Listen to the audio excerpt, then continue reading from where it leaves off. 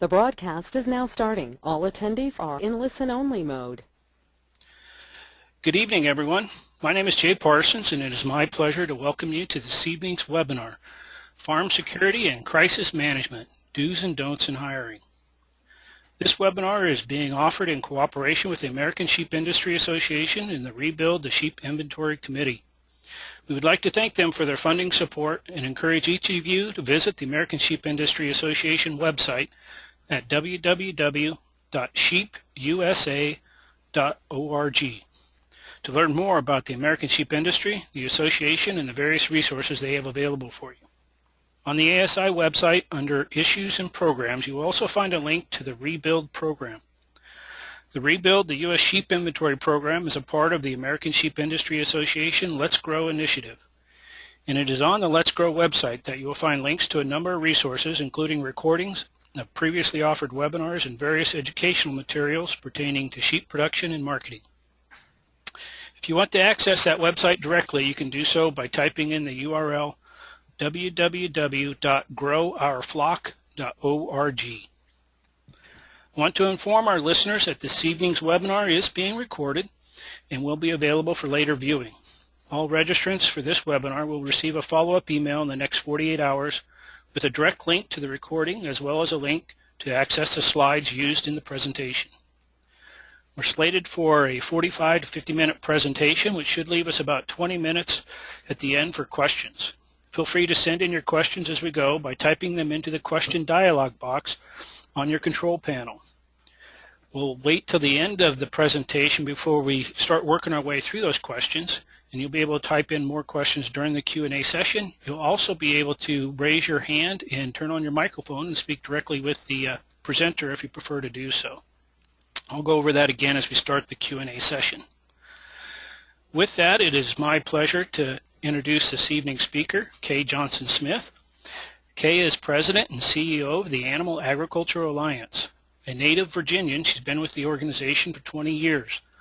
Under Johnson-Smith's leadership, the Alliance has become a respected and recognized coalition able to quickly and competently bring the entire livestock industry together to address pressing issues and collaborate for the greater good.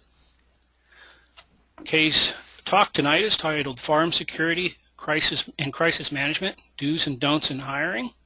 And with that, it's my pleasure to turn the microphone over to her for what I'm sure will be an entertaining presentation. Kay, it's all yours.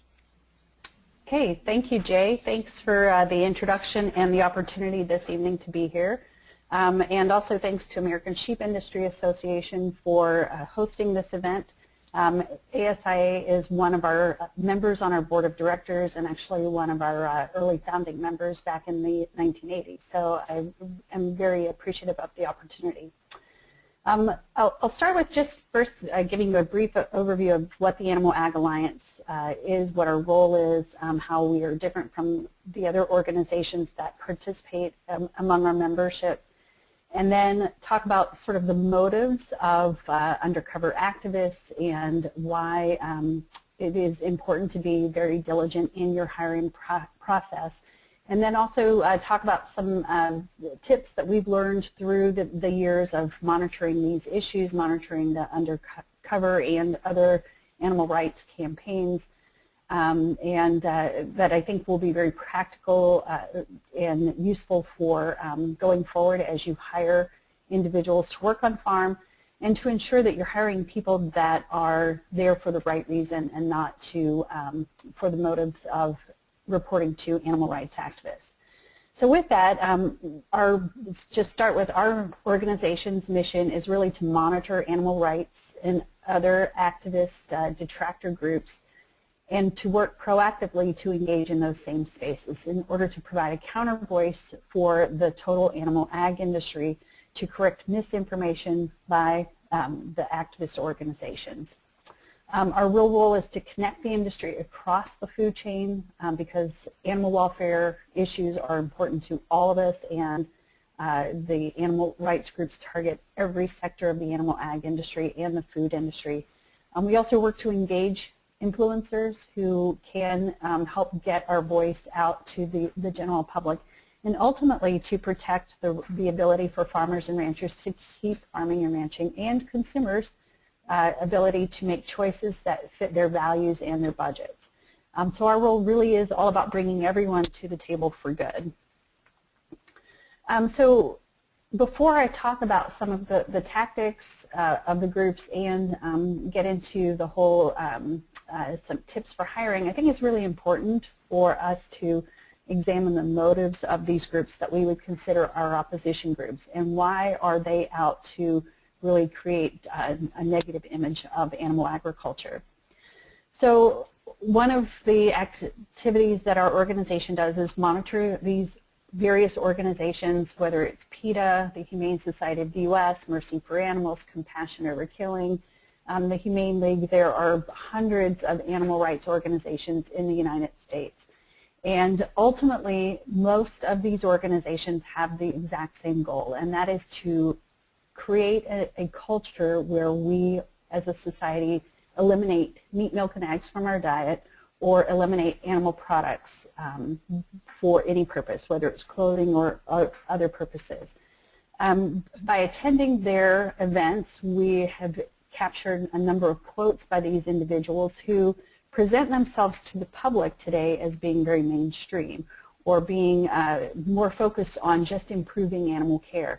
But really, when they are speaking to audiences that are much more in their mindset of animal rights, they're much more open about what their real agenda is. And so, as you can see on the screen, Paul Shapiro, who's Vice President of Farm Animal Protection with the Humane Society of the U.S., originally he was the founder of a group called Compassion Over Killing, a very extreme organization. And he has said numerous times that nothing is more important than promoting veganism. Josh Balk, who is their Director of Corporate Policy for HSUS, he's the person who typically goes and meets with corporate executives of food companies or companies that HSUS has bought shares of stock in. And ultimately, I think you see his feelings is that the way for farm animals to be happy is if we just stop eating them.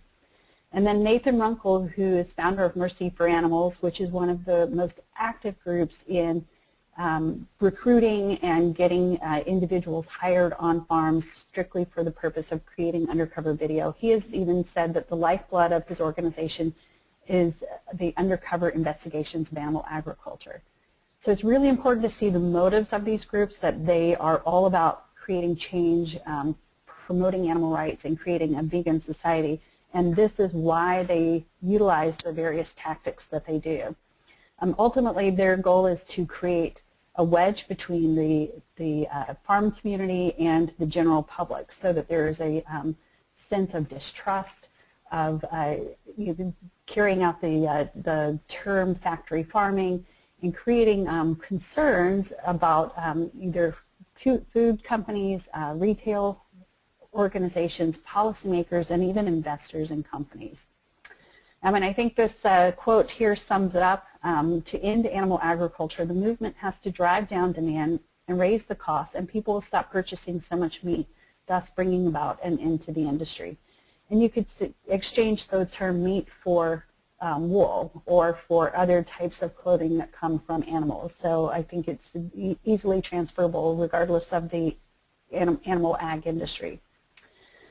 Ultimately, again, through our monitoring, we've been able to trace these various organizations and how closely they work together, how they share funding, how individuals have moved from one organization to another, and really solidifying the fact that these groups may have a different appearance on the outside to the public, some appearing to be more mainstream or really animal protection oriented, when ultimately they have the exact same goals, and that is eliminating animal agriculture altogether.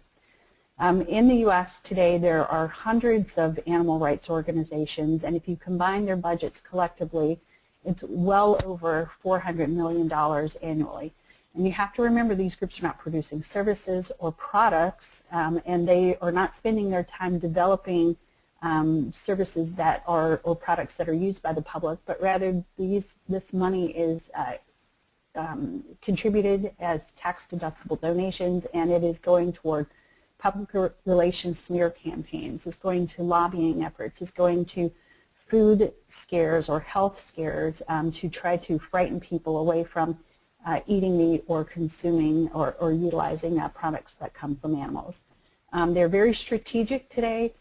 Some are very open about their agenda. Groups like PETA, I would say, they're very open about the fact that they don't approve of eating or using animals for any purpose, and they feel that all people should be that way. Other groups are much more deceptive about their agenda. Groups like the Humane Society or ASPCA or the Humane League. And if you look at their websites today, they appear to be very positive and just all about improving animal care. But ultimately, their agenda is exactly the same as PETA's, and that is to eliminate the use of animals for any purpose. So there are many, many tactics used by animal rights organizations today, but one of the most effective and most utilized tactics today are undercover videos. It used to be that individuals would break into farms and in the dead of night and break into doors or release the animals and capture video. And what they learned is that tactic was not garnering sympathy with the media. They weren't able to get their story out that way. And so they decided to go a different route, and that is to actually get individuals employed on farms to produce undercover videos.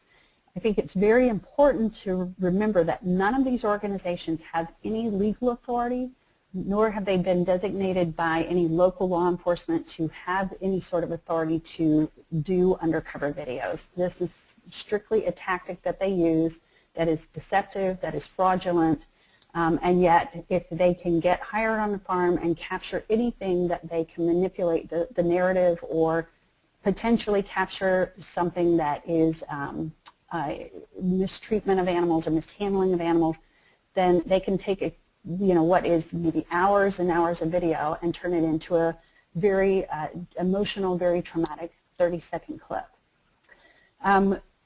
There have been a lot of stories in the media. Even Time Magazine a few years ago did a very in-depth story about an undercover activist who refused to release his identity, and yet he was perceived as being a martyr because of the time and the type of work that he does and how hard it is to go on farms and so forth. And so you see him pictured here with his glasses and his hat. But he's been able to have gotten hired by numerous farms over the years because of the various hiring tactics that they use and because of unsuspecting and honest farmers who really need help in hard times and really, are willing to hire people thinking that they're there for the right reason. But these videos continue to be produced and they go on, and in the last 10 years, or in the last 20 years, there have been over 82 undercover activist videos either on farms or meat processing plants or in shearing operations between here and just Canada. Of those, over 70 have been produced in the last 10 years. And the reason is it is big business for these activists. They use it for fundraising. They use it to support their agenda, whether it is a legislative agenda or tying these videos to retailers that have brand names or food companies that have brand names in order to cause these companies to create change down the line or to drop contracts with farmers because of fear of having their brand associated with something negative. The Animal Ag Alliance, again, has traced these videos. You can go to our website and you see here sort of the caption or the graphic for each of the types of farms that have been traced. And the reason we make this available on our website is to demonstrate a pattern of tactics that these groups use. Mercy for Animals has been very open about actually advertising for more undercover animal and so-called investigators. And you see on the right-hand slide here where they actually are posting a job description where they are offering $800 a week plus expenses to individuals who will work for them to try to obtain employment on farms. $800 a week plus expenses. So assuming somebody did get hired, they would be hired by a farm, paid their wages to do their job on the farm, or in the plant, and then they're also being paid by Mercy for Animals. The Humane Society of the U.S., you see on the left side of the screen, has used these so-called undercover investigations as a fundraising tool, which is really one of the main purposes for these undercover videos. It is to fundraise to supposedly help them continue their business. But you show pictures that are very emotional, that appear to be very negative, and the narrative that it always goes with these videos, regardless of how edited they are, is extremely negative. And of course it tugs at the heartstrings of the public, and they know that that will help bring in funding for them. HSUS in October released a couple of new services that actually will enhance their ability to capture videos. One being a whistleblower program where they're encouraging employees of farm businesses to call an 800 number to report abuses, and any sort of abuse that leads to a prosecution, they will pay that individual $5,000. So it's an encouragement to get involved in reporting and or potentially reporting data to their 800 number that may or may not be factual. We have no understanding of how it's verified, how the information is used, and what they do with the data once it's collected. They've also worked with the National Sheriff's Association with a new smartphone app called the ICE Black Box to allow anybody to be an undercover investigator with their smartphone by using this app. If they capture something that they appear or that may appear or that they think could be mistreatment of animals, then you videotape it and you can upload it right through this app directly to the National Sheriff's Association or local law enforcement. Once again, we don't know how the information that would be captured is verified. We don't know what happens with that information. I've tried to reach out to the National Sheriff's Association and to set up a meeting to try to find out more information about this, and unfortunately have not gotten any response to date in response to my request. So again, just quickly back to these undercover videos. Why are undercover videos so successful? Of course, with social media today and the internet and YouTube, it just takes a matter of seconds. From the time you upload a picture, create a very negative narrative, most likely a false narrative about what's happening in the video, and you can make all kinds of disparaging claims about how farm animals are treated on farms today. And it's a matter of sharing it in seconds, whether it's Twitter or Facebook, again, YouTube, Instagram, the internet. It can be shared not only in your community, not only in your state, but across the entire world. And it's not just a matter of maybe how your customers are looking at it, but it's also a matter of how are other countries perceiving agriculture in the U.S. and what impact will that have on trade, what impact will that have on sales and so forth to companies that are more global. And the activists know this. Social media has been their best tool in getting their information out. They've also used these videos to drive a lot of state legislation in the past 10 years. And there are a number of states that obviously have introduced legislation strictly as a result of these sorts of undercover videos. Many companies have made announcements over the last several years, last 3 years I would say in particular, about their sourcing and the types of products that they'll source, or the types of products that they require that their products come from farms that do have certain practices in place, whether it's with regard to housing systems or not having housing systems, whether they're exposed to the elements, or types of food, whether or not antibiotics are used, and you name it. But there are more and more companies just every month that are making announcements that are changing how they are sourcing the products that they buy, again, as a result of the pressure from the various animal rights groups, and in particular these undercover videos. So these are just some examples of some of the companies that have been targeted by animal rights activists and have made sourcing choices or sourcing policies for their suppliers strictly because of animal rights videos. The Wall Street Journal just in late January did an article on the business side of animal rights. And so not only are these videos being used to target the companies that buy farmers and ranchers products, but they're also targeting the investors in those companies to question whether or not investing money in a company that utilizes animal products is a good financial risk because a company does not have strong enough animal welfare policies for its suppliers. Two organizations that partnered to create this report that you see on the right, the Business Benchmark for Farm Animal Welfare, and this is a independent report created by two international animal rights organizations, World Animal Protection, which formerly was called World Society for Protection of Animals, and Compassion in World Farming. And these groups partnered for this project. They did an independent analysis of 80 companies worldwide that utilize animal products from farm animals and gave them grades based on what they perceived their animal welfare policies were. This report was then mailed out to all of the investors in these various companies, again trying to drive change from the investor side of these businesses down through to the farm.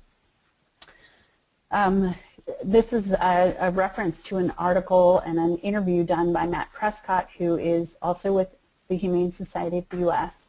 And the interviewer specifically noted in here that Prescott, or you could interchange that for HSUS or PETA, accomplishes their wins by playing both to the fears and desires of corporate executives. And the fear is having your brand company associated with anything negative, in particular any sort of animal cruelty.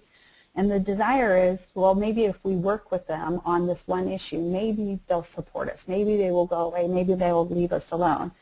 But I guarantee you, having been in this business and watched the pattern of how these organizations operate for over 20 years now, that if a company works with these organizations, then today it's eggs, tomorrow it's gestation stalls for crate, the next day it will be elimination of all wool in products that they purchase, or elimination of lamb, or eliminating a particular food product because they are not, don't have the strength necessarily with the public, the buying power. So it's, they won't go away. This is not, appeasement is certainly not a way to get rid of these organizations from targeting your company.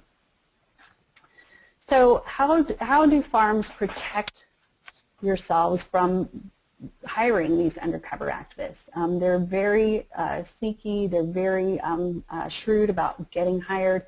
Many of them will say they have farm experience, and today many of them actually do have farm experience. So when they check that box or they tell you that they have worked on farms, many of them have, and they go from farm to farm, region to region around the country. So if they've worked on a farm, let's say in Nebraska today, probably 6 months from now they're going to show up trying to get hired on a farm in New York, or they'll head south and go to farms trying to get hired on farms in Georgia. And we've seen this pattern. These same individuals continue to show up in different regions of the country, but they, in every single case, leave employment of the farm before the video comes out. Every single case. And that is so that you have no recourse to talk to them, to include them in an investigation, or to go after them in any sort of legal means for having presented themselves fraudulently in the employment process.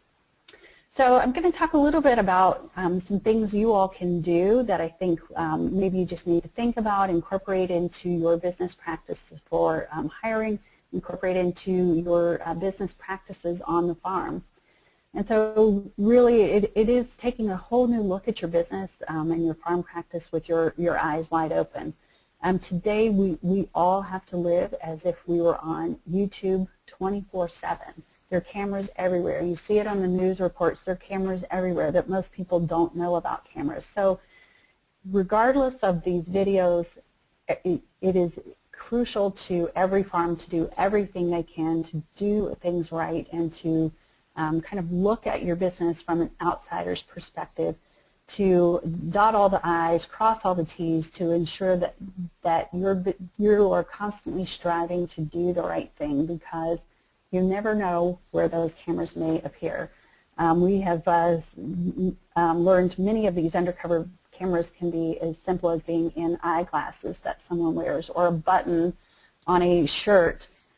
Cameras can be that small. Many of the activists have had cameras on belts under their clothing that actually can penetrate the clothing and capture video that is just as if you had your camera pointed directly at it.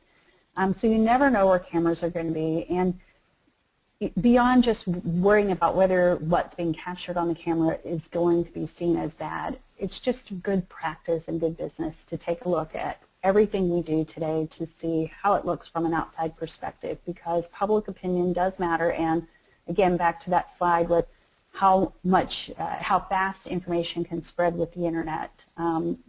Everything that you can do to prevent being that next YouTube sensation is certainly worth, I think, the dollars and time invested up front. So take a look at your animal care handling and animal care issues. Are there issues? Do you have problems getting shearers to come on board? Can you trust the shearers that you bring on to take care of your sheep? Have you done all the homework to ensure that the facilities that they have and the tools and equipment that they are using are the most current, that are working properly, and that hopefully will not cause any concerns themselves when you're working with your animals? If you don't know how to manage certain situations, seek outside counsel from animal handling specialists. Many universities now have animal behavior specialists, so I would encourage you to work with those individuals at the various universities to seek their guidance, their assistance, and their consultation in creating the best animal care program for your particular business. And then implement animal care and handling programs on your farm, and create some documented best practices that create protocols for your employees and create some structures so that employees know what to do and what to expect from you. Also take a look at the environment. Are there buildings that are dilapidated that are on the farm? Maybe they're not in use anymore, but let's just say there's a drone flying over, and that is one of the tactics the activists are looking to use, drones to capture undercover video. If a drone were to fly over or a plane were to fly over, what is the view from the sky? Maybe you just need to go on Google Earth and download your particular land and region and see what does it look like from the outsider's perspective. Are there things that are in places that could be misperceived to be inappropriate or too close to water or creating hazards? And one example here in the Washington, D.C. area, or the East Coast just a few years ago, there was a plane with activists flying over a particular poultry farm out in the Delmarva region and captured pictures and video, and ultimately sued this farm, saying that that there was manure too close to the water. Well, actually, as it turns out, it was minerals. It was not inappropriate where it was placed on the farm. However, from up above, it looked like it was. And this particular farm family spent years in court fighting this battle. They ultimately won, but that doesn't mean they didn't go through years of heartache, years of legal fees, and fighting for their good name and reputation in their community. It was extremely detrimental to this family's business and so forth. So fortunately, things came out positive for them, but if you can avoid those types of situations, all the better. Conduct your own self-audits. Go through and ensure that your employees are doing what you're carrying through with your expectations and with your protocols for animal care. Even conduct your own undercover audit. Hire somebody yourself who's working for you but out working with your employees, managing the animals, to come back and report to you, are things being done the way that you expect them to be done. At our upcoming Stakeholders Summit in May in Kansas City, We've invited a speaker who is a dairy farmer from California who was featured on one of the shows, Undercover Boss. If any of you have seen that, he was the only individual in the farm, of this farm family, that knew that they were participating in this show. He took a risk, and the president of one of his customers actually was the undercover boss, came out to the farm, and as it turned out, the farm was doing everything right. It created a very strong relationship with one of his best customers, and improved their relationship, improved their open chain of communications. But if you can do that yourself, we think that that's the most valuable, because you don't want to find yourself the feature of one of these undercover animal rights videos. And then identify vulnerabilities in your hiring protocols. Are you just accepting people when they walk in at face value as to who they are and what their motives are? Are you finding yourself in situations where you haven't planned for a shortage of employees, and all of a sudden you need to hire people very quickly, so you haven't given yourself enough time to do the due diligence to ensure that they're the right people? So look at your hiring protocols. What are your requirements? And I'm going to talk a little bit about what those should be in order to help you prevent hiring an undercover activist. So, it really is about protecting your animals and protecting your business. And so when people are coming to you seeking a job, you need to thoroughly screen all of these job applicants. Know who you're hiring. Require that they give you references, check their references, and then if you can, do background checks on these individuals. There are a lot of red flags to look for, and again, having monitored these videos, so many videos over the last couple of decades, these patterns of red flags are in almost every single case.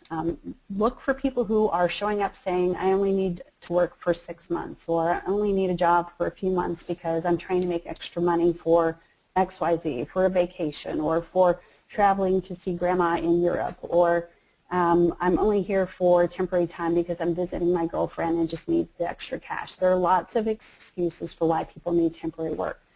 Often these individuals are willing to work for free. The excuse that they say is that they are there to learn about the business. They're thinking about it, buying into a farm. They're thinking about starting a sheep business, but they'd like to know a little more about it first. So they're willing to work for free just to learn about it before they make the investment.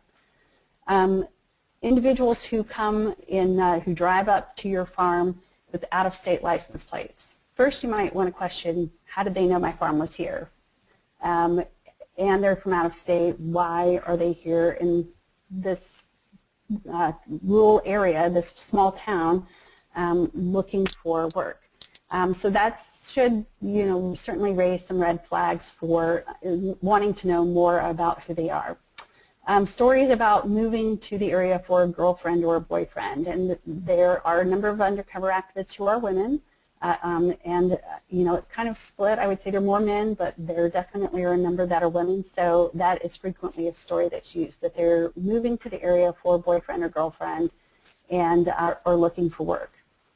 The use of a college or just a university identification. So think about it. It's very logical. They drove to your farm, and yet they're providing you only a college ID for their ID.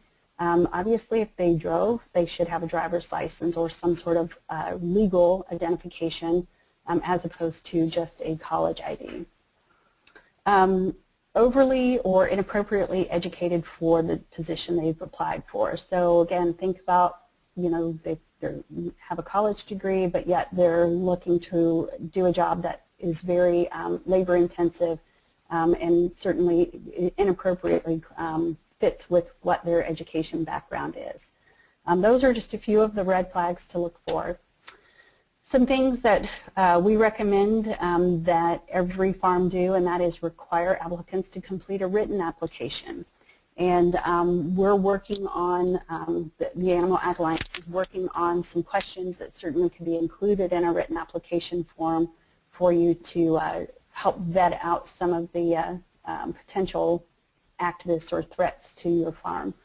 Require that they provide you some references and ensure that you follow up with those references. Unfortunately, way too many times I've had conversations with businesses that have been targeted by these undercover videos, and they say, yes, we saw the reference, they said they worked for XYZ farm, but then when they actually call the number after the fact, after they have found out that the video has been made, the phone numbers ring to false numbers, they ring to numbers that have been disconnected, and or they're completely different businesses listed on the farm, or the individual may have listed a farm but has never worked there.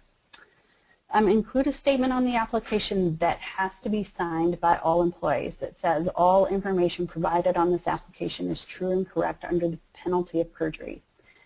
They will sign it. It's not going to prevent the undercover activists from signing it, but it will make them think twice about it. It makes you a harder target for them to penetrate, or they will appear to be more nervous potentially in signing it because they recognize by signing that is a legal agreement. Write on the application that you require consent for a background check, and again, have them initial it or sign it.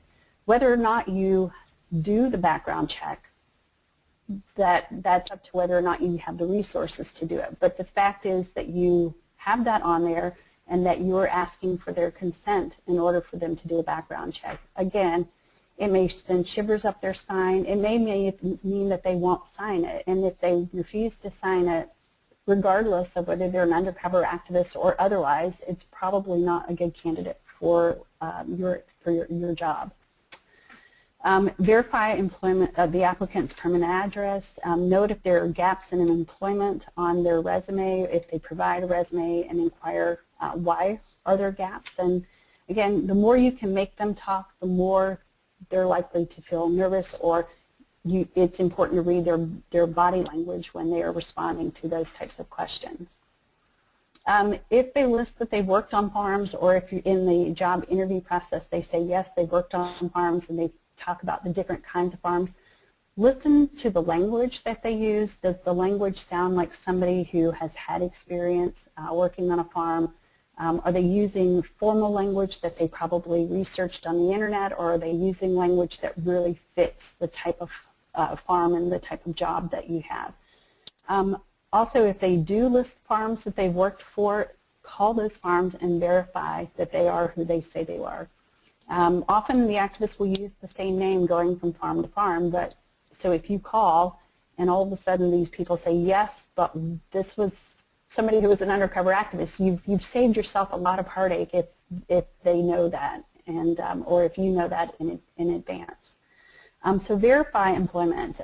Again, a lot of times they'll list a name of a farm that doesn't exist. It's something that's made up, and it's important for you to research it to make sure that that the business is legitimate and has truly hired this individual in the past. You can require individuals to sign a confidentiality agreement so that they are verifying that they're not there to capture proprietary information about your farm. You can state at the opening of it that if they breach this confidentiality agreement, they may be responsible for paying your attorney's fees in the end if you need to hire attorneys. Include a pledge that they have to sign that says that they will not film or photograph anything on your farm or in your business without the permission of you as an employer, and to recognize that all film and photos that are taken while employed there are the property or your property. And then it's important to let these employees, all of your employees, know that background checks, any sort of certification, false statements, anything that you're doing to monitor them that they're aware of, make sure that they sign the agreement, and if they refuse to sign, again, this should be a red flag that this is probably not a credible person or a good person to hire on your farm. So in the interview process, what are some of the questions that you can use to vet out credibility of the individuals or to vet out whether or not they may be there for the wrong reasons.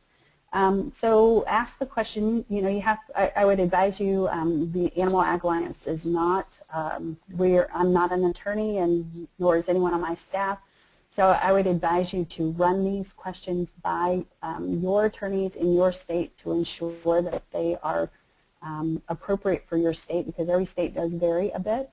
But many of these undercover activists have worked under aliases. They utilize different names on farms in particular, you know, maybe smaller farms. So you ask the question, have you ever worked or earned a degree under a different name, to see what their response is, to see, you know, how if they say yes, and if so, then, you know, there should be reasons for why they've had a different name. You can ask, are you currently working for any organization that's paying you or asking you to collect information related to our company or our farm or our proprietary procedures or processes? And if, of course, they're probably going to say no, but let's just say somebody gets nervous and they do say yes, and, you know, you'd like them to provide that name and contact information. You should put that in writing and use that question in an interview process. And again, pay close attention to how they respond, the body language, if they look uncomfortable, if they look tense in responding to that type of question. You can ask, do you own or possess any equipment, including a cell phone, that you intend to have with you during work that can collect video, audio, or still pictures? And if so, you can ask them to show you anything that they have, require that they disclose any sort of equipment that they have and document it. Again, this doesn't mean that they will obviously disclose the undercover camera, but the fact that you ask this question, again, shows that individual who's trying to be employed on your farm that you're aware, that you are tuned in to some of the tactics that they use, and you're making yourself a harder target for them to lie to or to get away with this sort of activity. And then another question that's, again, a question that really is important for you to observe body language. Have you ever observed an animal being subjected to treatment that you feel is harmful? If so, where, when, what did you do about it? So again, if you can read a lot into the answers that they give, the body language that they express when answering these sorts of questions. Train your current employees, your long-time employees, to be your eyes and ears and report suspicious behaviors. So if they see anything, if they see somebody out of context in a location that they're not supposed to be in for work, ask them to go up and contact that person. Oh, can I help you? Or your job is over here, but you're over here with the animals. So what are you doing? So making that contact will definitely create a bit of a scare for the individual. Ask them what they're doing, and then notify management that these employees were not where they were supposed to be, or that strangers showed up on the farm, and so forth. Don't let it go by, because usually if somebody shows up that you're not expecting, or they're in places that they're not supposed to be for their job, they're there for the wrong reasons. Again, some of the, if you've hired someone, some characteristics to look for, or to train your long-time trustworthy employees to look for. Those people who come in early, stay late, normally we think of that as a very positive work ethic. But again, just monitor those employees, make sure that you know what they're doing if they are coming in early or staying late for work. The people who volunteer for the less desirable jobs in order to gain access to the animals. Many of these videos we've seen place animals in positions or in situations that they would never be in a normal work environment. So ensuring that people who are volunteering for some of those jobs that would give them that access, while you might think, wow, it's so nice that this kid decided to volunteer to do this, this makes my life a lot easier. Again, be sure that you're monitoring to make sure that he or she's not doing the wrong thing. Often people are hired on farms to do jobs that have nothing to do with the animals, but if they are, and then they start asking questions like, you know, I really would like to work with the animals, that's a huge red flag and has happened over and over on many of the farms. somebody who asks a lot of questions about, oh, do you guys have security and do you have cameras and what's the schedule of the managers? Pay attention to those types of questions where they're trying to obtain a lot of detailed information about situations or tools that would be used normally to monitor them, so that they, you know, it's a red flag just that they are asking lots of questions about that type of information. And then if somebody all of a sudden says, I need some time off, I've got a sick relative in Europe, you do not know how many times that excuse has been used, where they need to fly to Italy or they need to fly to England, or they need to fly somewhere to, you know, even far away within the United States, and it's very suddenly. Check that excuse, check the reason for that need to leave quickly, because that, again, every single one of these 82 videos, the individual has left employment under some excuse, or they just leave without showing back up the next day with no notice because they don't need your paycheck.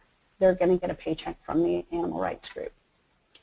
Some other suspicious activities that we've seen lately include unexpected visitors showing up, often dressed in suits and ties, stating that they are there to check the animals for disease. But these are individuals that have no relationship with the farm, but because they're dressed in business attire, they show up unexpectedly. It's very disarming to the owners of the farm. So it's very important that you ask for a business card, you ask for their name, their number, their employer, who sent them there, get as many details as you can. And when you say, if they ask to see the animals, the answer is absolutely no. And if they leave, be sure you take a look at what car they're driving, you know, get as many details about the individuals and about the vehicle that they have driven to your farm, and share that information with your local law enforcement authority, but also share it with us because we are tracking these individuals. Other farms have had unexpected visitors or individuals saying that they work for this company in a different role, or they may work for one of your customer companies and they're there to do an audit. But if you weren't aware of the audit, or you weren't aware of somebody showing up, make sure before you allow these individuals in or on your property in any way that you verify their story. And do not, under any circumstances, let them into your farm around the animals in any situation unless you have verified that they are who they say they are. And again, you know, reporting that information to us so that we can add it to our database is very useful. So I'll just share with you very briefly some of the individuals that we have tracked, and unfortunately many of these people with these same names have gone from farm to farm, and businesses are unaware, farms are unaware that this is what they do. These are vagabond animal rights activists who will travel to various parts of the country to gain employment on farms. So those are a few. Here are a few more, and then we have tracked many, many more of these individuals, but these are just a few that we have. Some of the pictures and details already outlined in our Animal Rights Undercover profile report. We have many resources outlining these, the red flags that I've talked about, outlining some of the questions to ask in the hiring process and so forth, as well as the individuals that we've identified as undercover activists. And we're in the process of creating a farm security mobile app for Animal Ag Alliance members, and we will also have subscriptions to this service that will include things like the interview questions. Again, some of the pieces that I've talked about, but with a little more in-depth on each of these issues. We'll also be able to issue out push notifications that will send out an alert with new information when we've learned of individuals who are seeking employment on farms in certain regions. We get calls all the time from members, unfortunately, who have had individuals show up that they are confident were undercover activists seeking employment. And oftentimes they'll call and ask us, are we aware of these names or the individuals, and they are people that we have identified. So I think the Farm Security mobile app will be a very useful tool for the farm community to easily access this information. Pull up these pieces of information that I've talked about tonight right on your smartphone, your tablet, or your laptop, and have it handy during the interview process. Just very quickly, a few other things that I think are really important, again, to ensuring that your business is doing all that you can do to prevent being the featured farm on these undercover videos. And first is really train your employees, train all of your employees, long-time and new employees, ensure that they know your expectations, create written requirements that they have to sign that says they will report any signs of abuse or mishandling.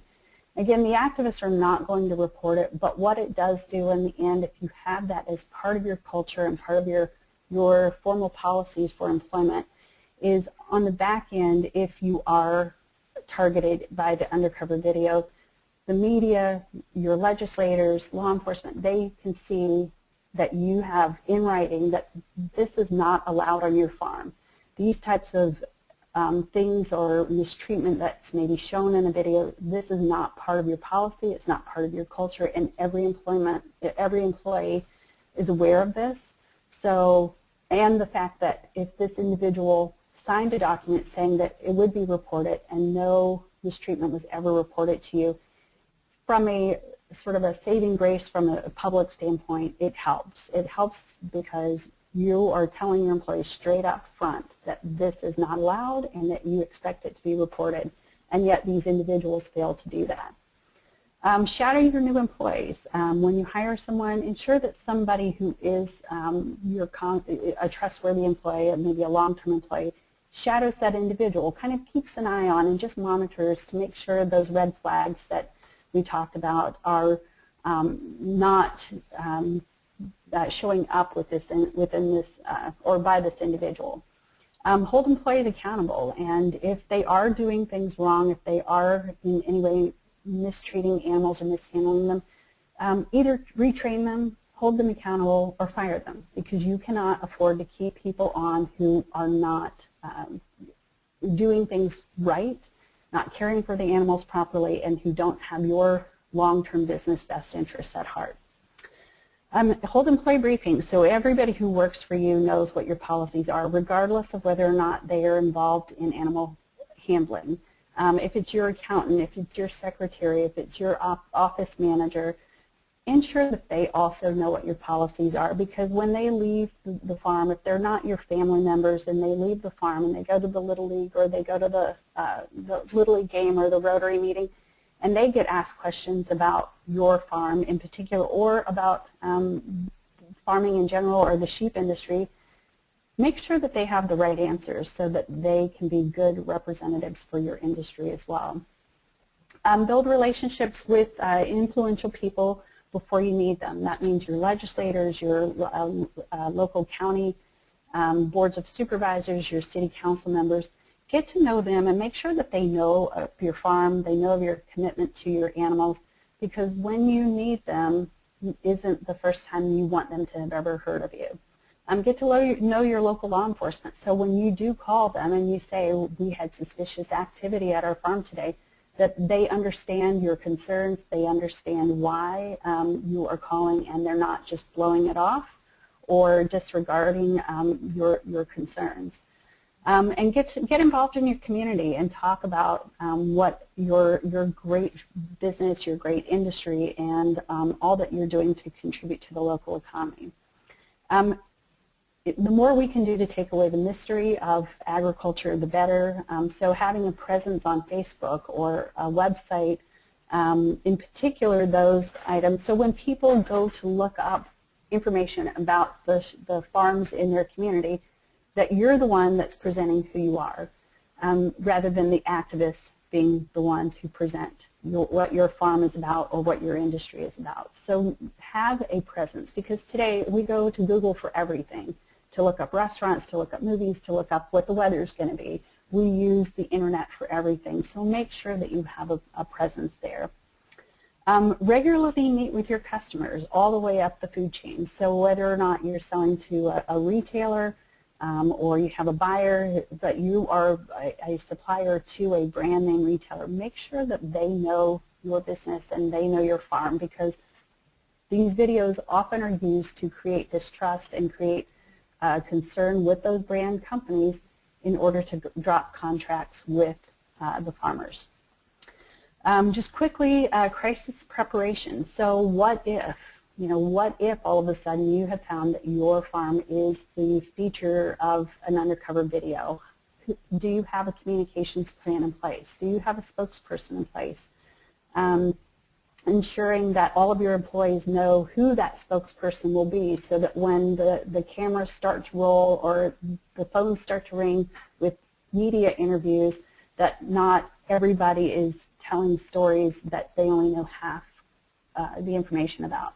Ensure that everybody knows who your spokesperson will be, and make sure that that person is speaking out on your behalf. There's a whole line of things that you need to do. Contact your customers immediately, and I mean all the way up the food chain, because otherwise you will lose your business with those customers unless you have done the due diligence to build those relationships in advance. Be honest with the media, and when they call and ask for a media interview, the worst thing you can do is say no comment or not return a call. Be open, be honest, explain that you don't know how this happened, but you are investigating it immediately. Invite them out to do a tour. If you think that this is not representative of your business, invite the media to come do a tour and say, this is what we normally do, this is how it's normally done. Try to get a full, uncut, unedited copy of the video with audio. Often these individuals who are involved in undercover videos are creating the sensation or creating the problem that is shown on the video, or they're taunting other employees or challenging other employees in creating a negative situation that's captured on video. You'll probably not get it. The activists have never turned over a full, uncut, unedited video to the individual farms or to the media or to law enforcement. But the fact is, you can request it, and you can encourage those other sources, law enforcement and media, to request it, so that you can see fully what the situation is that led to these problems shown on the video. You might engage a third-party expert review panel. A number of the industries have done that, from dairy to the poultry industries and pork industry. And again, hold employees accountable. If you have employees who were involved and seen in the video, and your investigation leads you to believe that they did things that were inappropriate, you have to hold them accountable in order to keep your credibility. And then take problems, whether it's actions to prevent problems in the future, whether it's retraining, again, more in-depth hiring practices and so forth.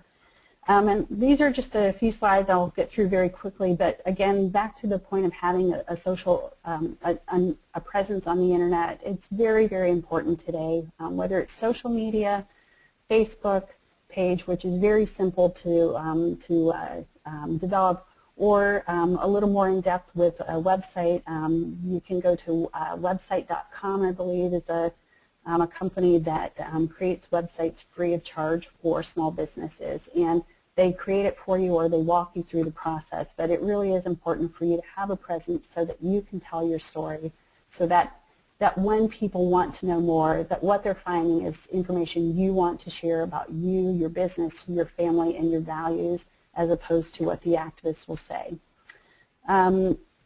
Lastly, create a culture of professionalism among the employees who work for you. Ensure that all of your employees know what your commitment is. Make it a very professional job, and reward them for being professional in how they handle your animals and how they work for your business.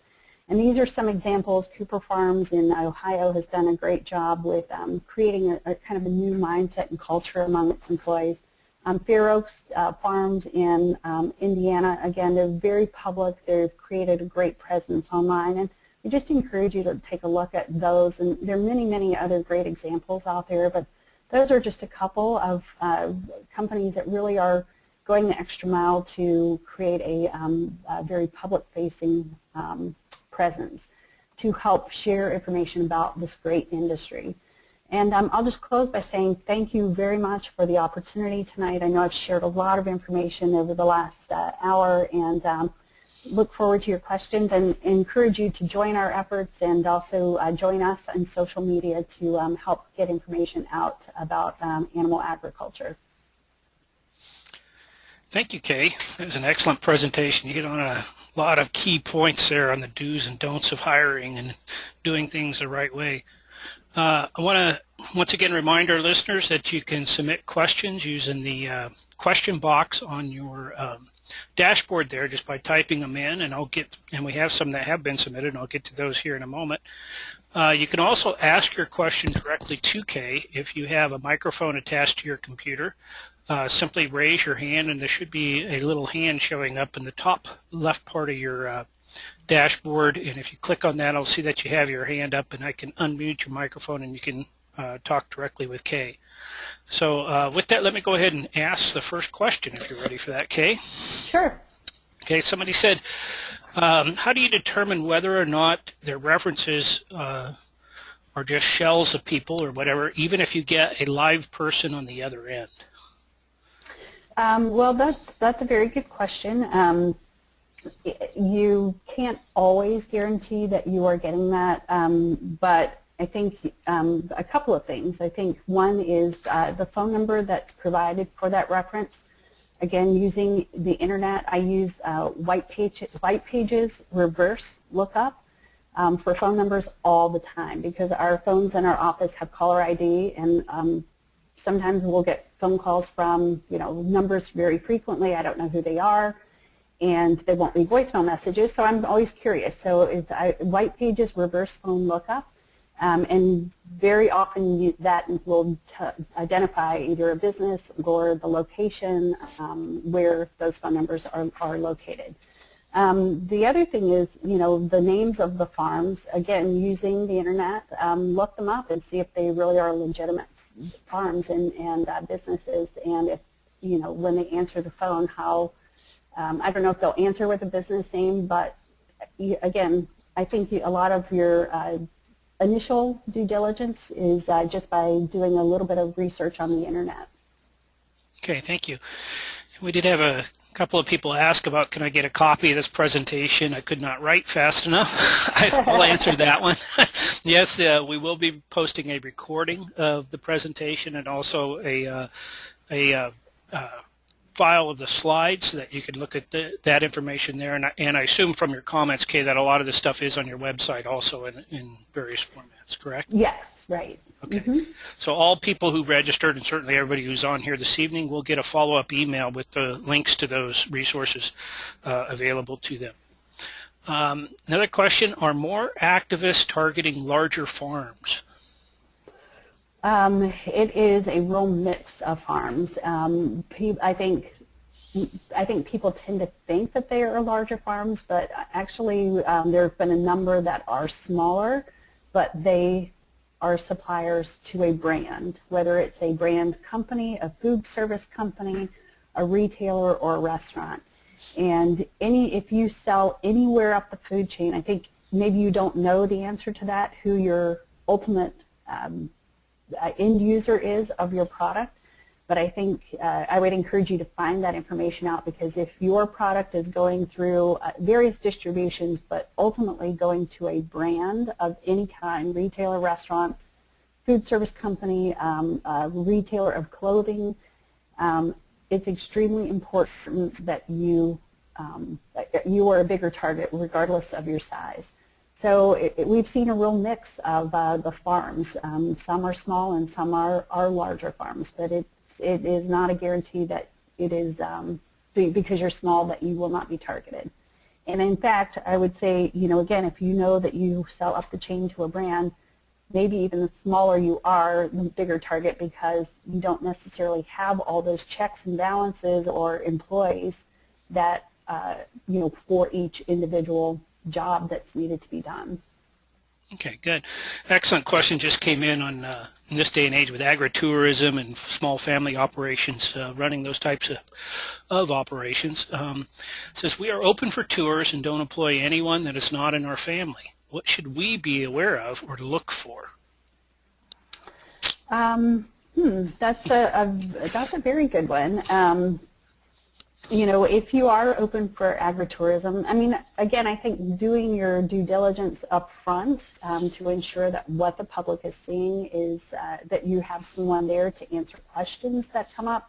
I think most of the misinformation, at least by the consumers, is because they really don't understand agriculture. They don't understand animal husbandry. As far as the, you know, if you have tourists who maybe are activists potentially there with either cameras or undercover cameras, you know, that's a little harder, because if you are, you know, open like that and you don't have any policies about people taking pictures,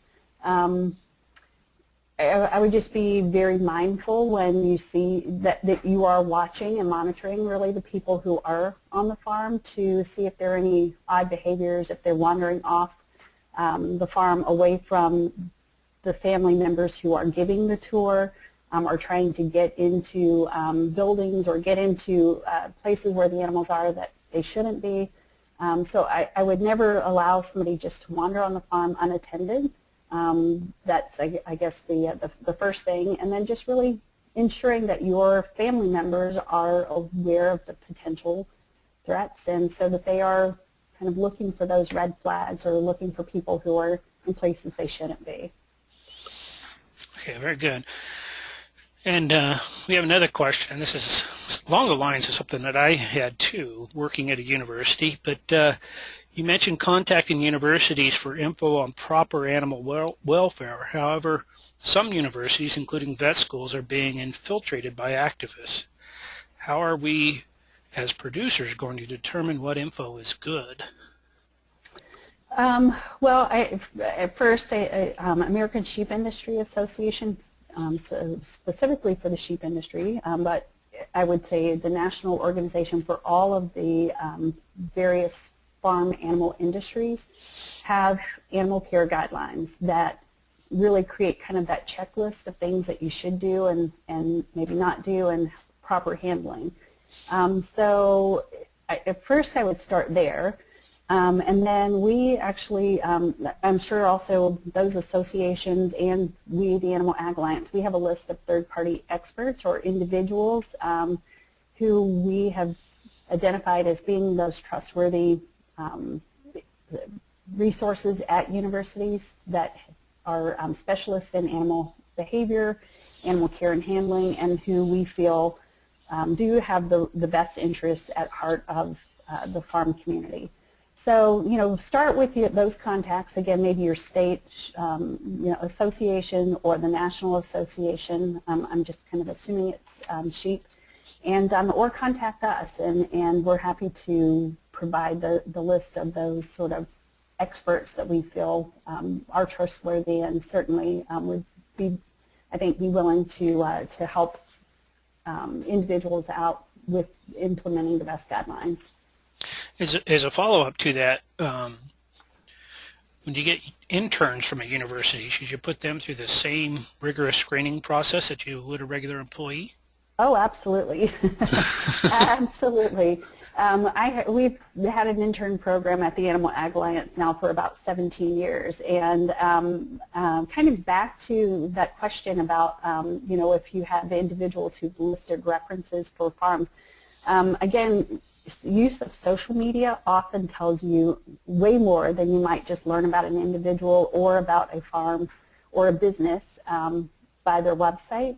Obviously, the website is controlled, and you know it presents the image that we all, that any organization would want to have presented. But then the individuals that you're looking to hire, they're often much more honest about who they are and their opinions when they post Facebook posts or Twitter or Instagram, any of the social media. But Facebook, I would say, is probably the one that most people are more familiar with. And again, for those on that are attending the webinar tonight, if you're not comfortable or familiar with these social media venues, Facebook and Twitter and so forth, yeah, I encourage you to try to become at least familiar, whether or not you engage. I will say I don't personally do a whole lot of posting on any of these social media sites. The Animal Ag Alliance does. I have staff that do that. I'm at that age that it's all kind of a mystery, and last week I did my first tweet on my own, but I had to call my teenage daughter and say, okay, am I doing this right? I'm not comfortable myself, but I am comfortable monitoring, and you can look up individuals, you can look up, do searches on these, and we'll pull up a lot of information about people and absolutely vet them on social media, because that's when they typically, you see who they really are and what their personal interests are, personal causes are, and their activities. Well, we do have a social media question here. It says, how would you respond to animal care questions on your Facebook page from lurkers related to farming with animals that turn out to be negative targeting in relation to farming? Should you just delete it? If it's somebody you are completely convinced that is, no matter what you do, that they're not going to respond, that you're not going to influence their decision, then or if it's inappropriate, if it's using foul language, or it's completely inappropriate to have on your site, then yes, I would say delete it. If it's somebody who has a legitimate question, but maybe they're coming at it from an angle that appears to not be very positive, respond positively. The worst thing that I think we can do as an industry is to argue back and fight back and be angry and present that sort of an ugly side of who we are, or the anger that we know we're feeling inside, but to present it and to stoop to their level, it makes us look bad. And so we have to keep those posts on social media positive.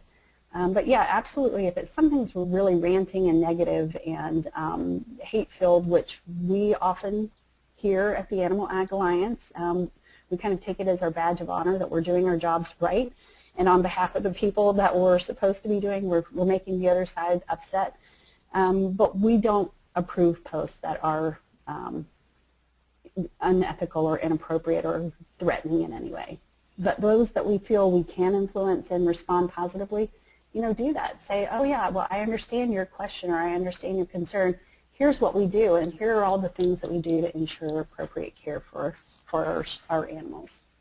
Okay. Time for just a couple more quick questions. One of them was, what tactics do animal activists use to stage animal abuse, actions that would never be a part of normal management?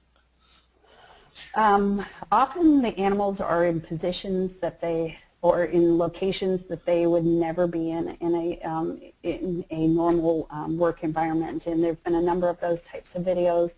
Some that I'm familiar with the specific cases where the undercover activist was helping another employee do his or her job, or was assigned to help the employee move an animal that was sick, a very large animal, and failed to help, and therefore the person, the full-time employee, the regular employee, did something out of frustration because she couldn't get the animal to do what she needed it to do on her own, and the other individual, the activist, stood by and watched, refusing to help. That created another situation. Another time, the activists may pay off employees who are susceptible to payments, to do things the wrong way, to mishandle an animal on purpose because either they are getting paid extra money to do it, or in some cases where they've been taunted or challenged, or, oh, hey, this is just a stupid this, that, or that other animal, and this is coming from the animal rights activist, all the while just, getting somebody sort of juiced up and saying, oh yeah, you're right, let's just, it doesn't matter. And then all of a sudden, that's being captured on film. You don't hear the activists because they will delete the audio, and they put their whole little narrative in there. In a lot of these videos, we've seen pieces of film spliced together where in one of the videos we exposed that PETA did, it wasn't even the same breed of animal. In one part of the video it was a dairy calf, and in another part of the video it was a beef calf. And now to the untrained, average consumer, they might not notice the difference. But to people in our industry, absolutely we're able to notice the difference. And yet that video was pieced together and presented as if it's the same animal. Yeah. Well, time for one last quick question, and that is there a resource for protection for farm services rather than farm owners, such as shearers? I would imagine employing shearers can be handled much like other workers. Yes. I mean, again, if you're hiring shearers, then I would absolutely vet them, go through all of these, steps that I've outlined here to ensure they are who they say they are, that they have good reputations, that they have done good work for other people. And it really is important that you're calling, checking the references, and double checking these individuals and what their reputations are. Any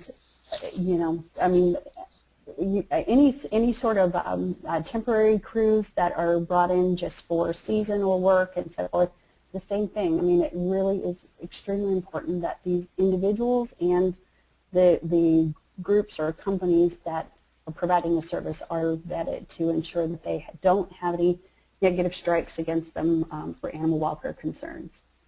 Okay, and the person who asked that has their hand up, so I'm going to go ahead and it must have something to follow up on that. Amy, okay. Are you on the line here? Amy, are you there?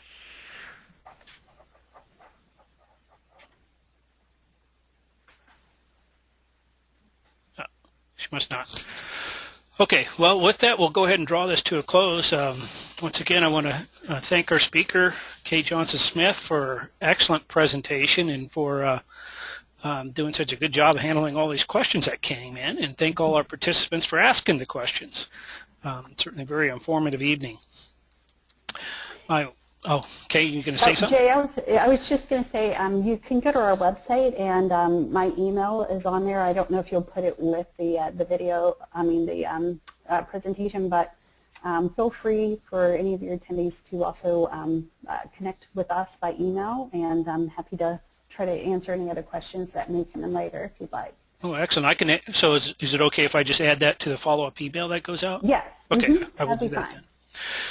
Okay, I want to once again thank everybody for attending tonight. We do have some other webinars coming up later this summer, and I want to encourage you to join us for those. On June 23rd, we'll have Richard Earhart of Michigan State University speaking on nutritional management of reproduction.